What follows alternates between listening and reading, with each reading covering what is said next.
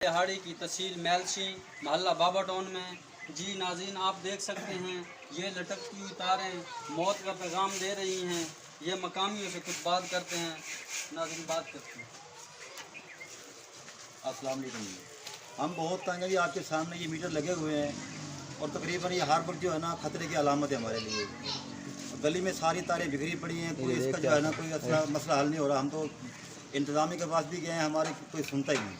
लिहाजा मेहरबानी करें, हमारे साथ फल भरपूर तावन करेंगे।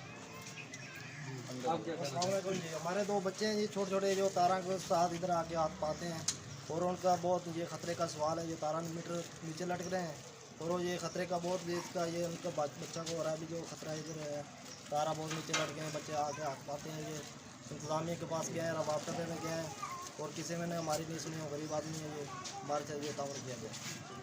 आप क्या कहना चाहेंगे?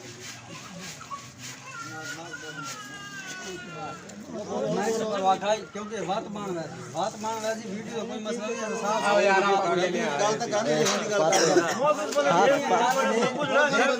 एक गाल करे सो दू करे सो ओ हो गया मसला